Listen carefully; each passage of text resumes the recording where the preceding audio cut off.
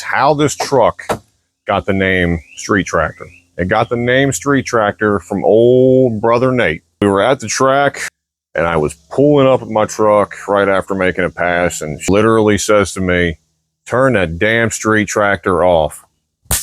Boom, boys. That, for some reason, that's where it all started, and that's where we've kind of blown up from there.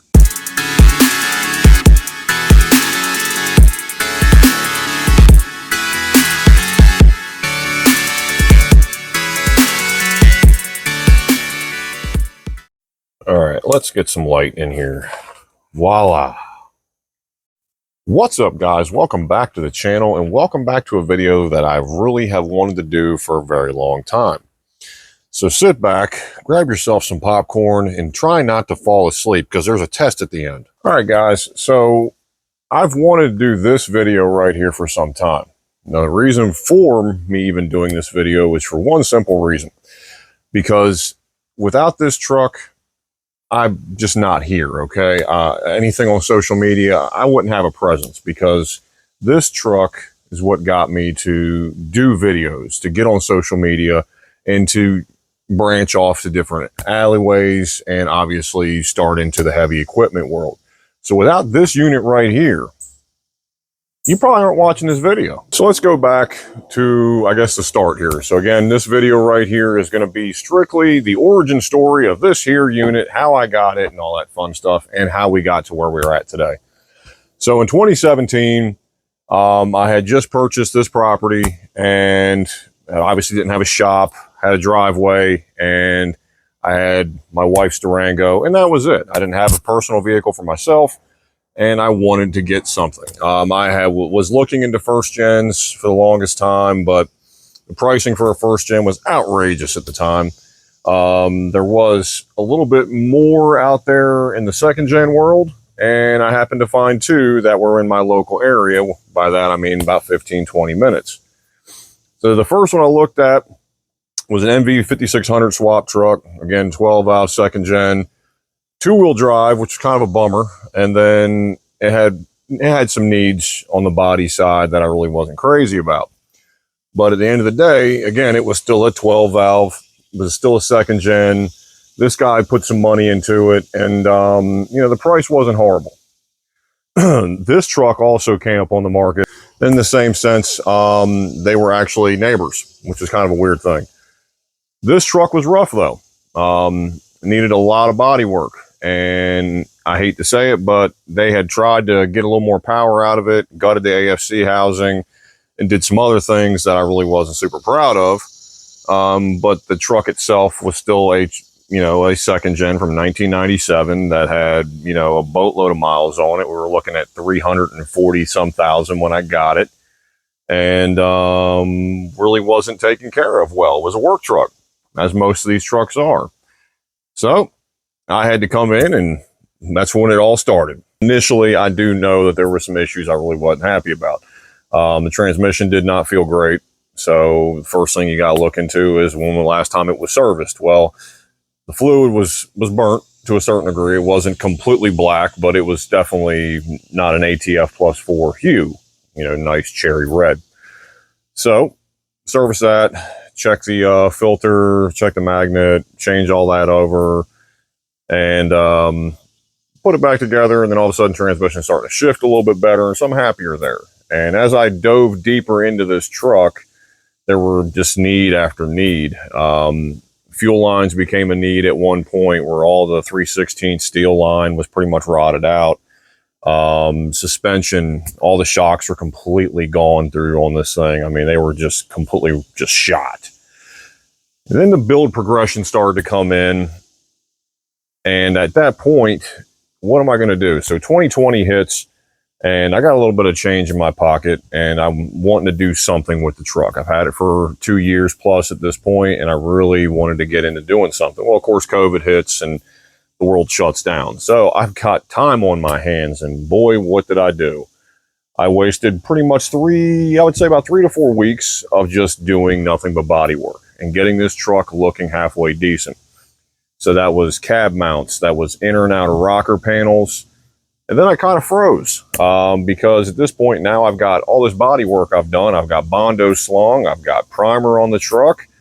And I'm like, well, what do I do? Do I paint it myself? So I drove around for literally about, I don't know, about a month with the sides of this cab primer.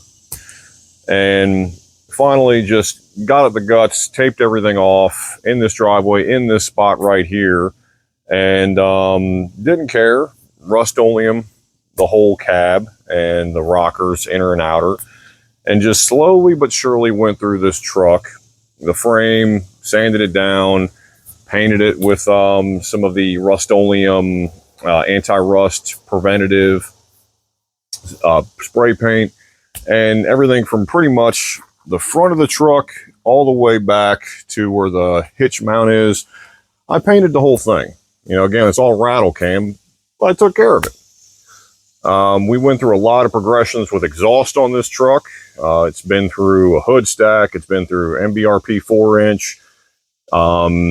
It was a hacked up deal after I had swapped the turbo on this thing, and it had just kind of a hodgepodge of things that really weren't going to work. At one point, I just had an outlet pretty much right after the transmission, and that was annoyingly loud. And then finally, we got to a point where we had this 4-inch diamond eye exhaust on here that sounds really good. And we played around with a couple different exhaust tips and what have you to finally get to where we're at. So at this point, we've got all the body work done, and we're getting to a point where we want to get into some sort of form of racing. And there had been a dirt drag event that came up, and I wanted to get involved in that. So I had the perfect setup, right, boys? I got the old Nitto Xterra grapplers on those 18-inch XD wheels. Let's go out there and let's try to do something. Cole is 97 Dodge. And 308 Caleb Eichler in his 06 Dodge. So Bear Dodge is going in.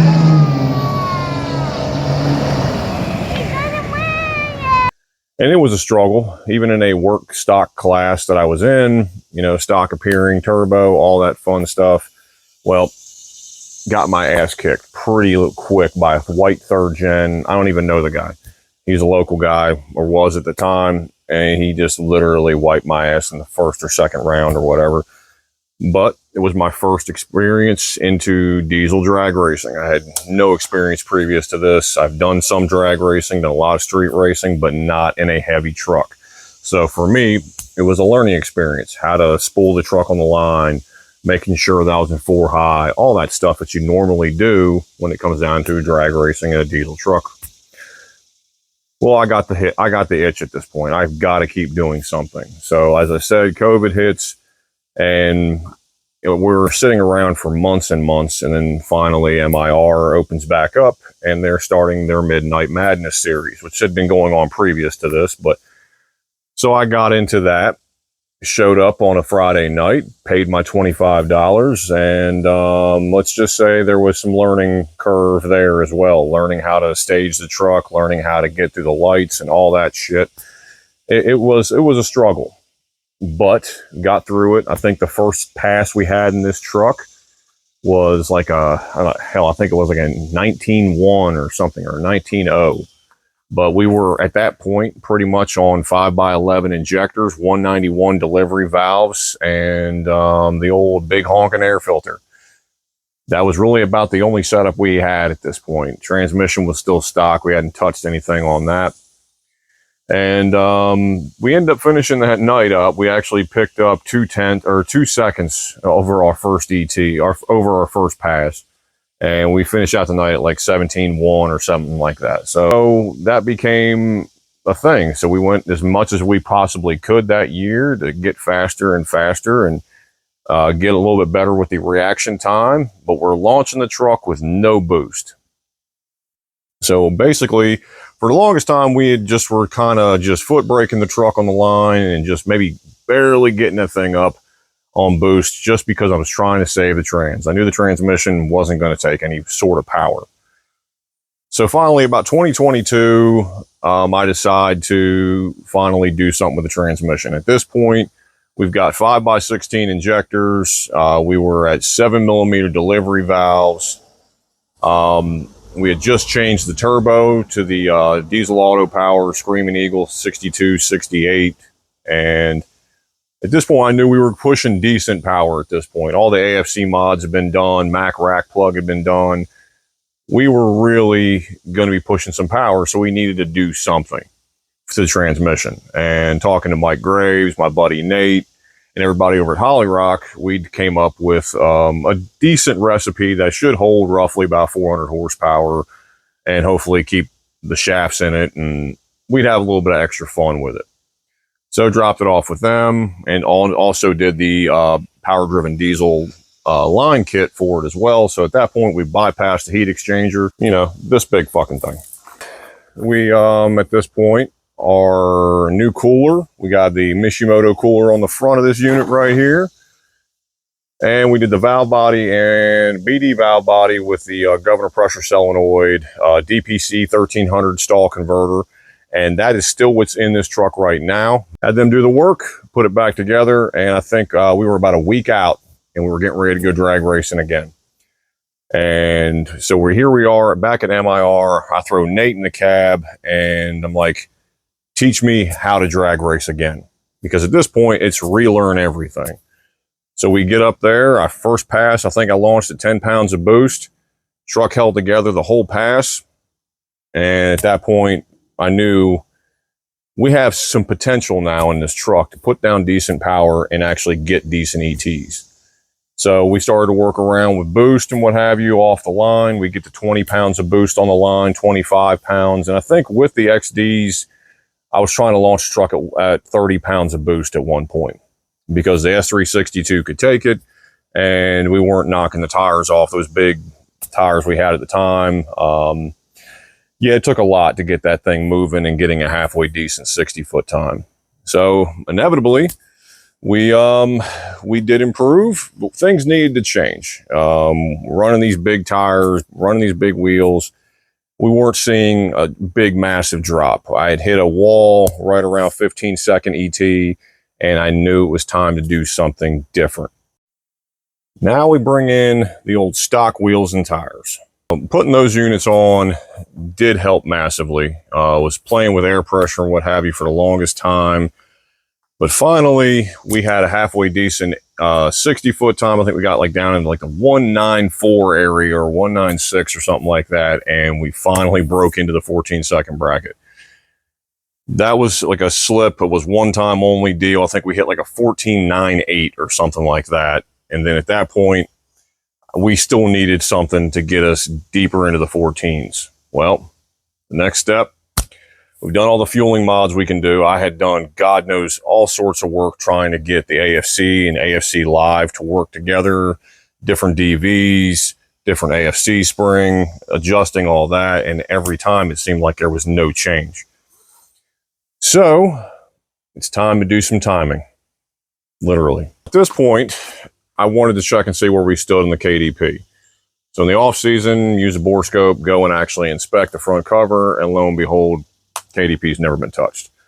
So I decided at this point, let's go ahead and rip the cover off and do the KDP. While we're there, let's go ahead and bump the timing up. Now I went back and forth trying to get a number that I thought would work for our setup and what have you. Talked to Meyer over at Power Driven Diesel, and he was like, you know what, you got an exact setup to the old white truck.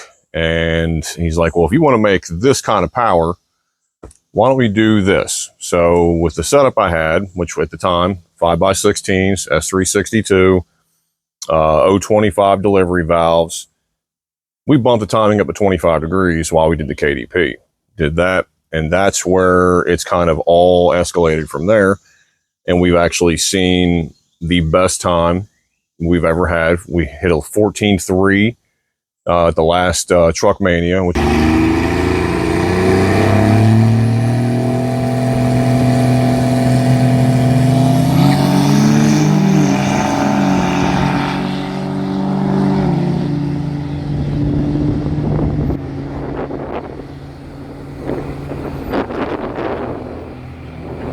the lowest ET. We actually back-to-back that actually. We went to dyno camp last year and smacked $3.99 on the dyno.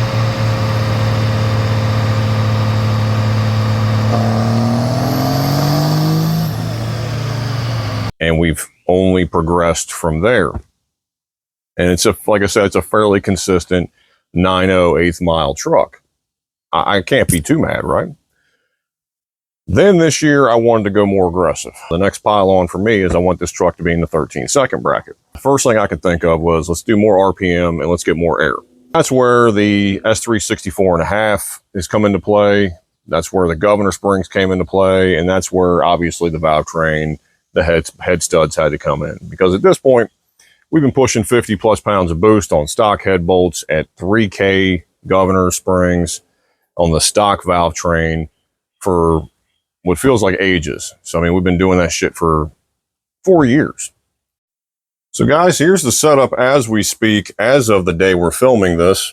And if you've seen the previous videos, you already know we've done head studs, we've done valve springs, we've done, oh, good God, we've done the 4K governor springs. Everything here, boys, including that new unit right there, boys, that old S364, that right there is going to be a fun unit once we get to the track. Now, all this came together from help from a lot of people. I mean, right off the rip, when I first started doing YouTube, I reached out to the boys at Diesel Auto Power. And from Jump Street, they were on board. I think I had like 30 subscribers at this point. They wanted to help. And I was down. I was like, okay, great. I mean, if you're willing to help me out, give me decent pricing on stuff, and help the build progression of the truck, let's go. Josh McCormick had been at Power Driven Diesel for some time, and he also helped me out pretty much right out the box. He wanted to see me succeed on YouTube. So that's how I got those 5x16 injectors. And as we started to keep going, the boys over at Hot Shot Secrets, they reached out to me on Instagram. They were wanting to work. They wanted somebody to be an ambassador for the brand. And I got to say it, I pushed their product to the front because I absolutely love what they do for the motorsports. And two, they put out one hell of a product. We had Derail come on and help us with the cooler. We had Exotic jump on board for the head studs. And then right around the same time frame of all that going down, BD Diesel was there to help us out as well. They were a big contributor into helping us progress in racing and motorsports, all that stuff, and also help me understand how to do social media better. All these companies came together to build what you guys see right here. So yeah, I do pitch a lot of brands, but it's all because in some form of fashion, these companies have helped me build this truck, and they helped me build it the way I wanted to. They didn't just say, hey, we want you to build it this way, or hey, just throw these parts at your truck and see what happens. They were there coaching, mentoring, and also assisting in every aspect. I could call them at any time, answer the phone. They were there to help. So before this video gets really too long, I just really wanted to push out there that it's thanks to all these companies that are involved that help build what we have here. At the end of the day, without this truck, boys, you're not seeing me on social media. I don't get the guts to go out there and make these heavy equipment videos and what have you. Because again, that was only designed to be filler content for when we weren't working on this unit. And the truck will always be on the channel for as long as I own it. And I'm sorry to say, if it becomes too much for you guys, it just is what it is. I love wrenching on the truck. I love racing. I love sled pulling.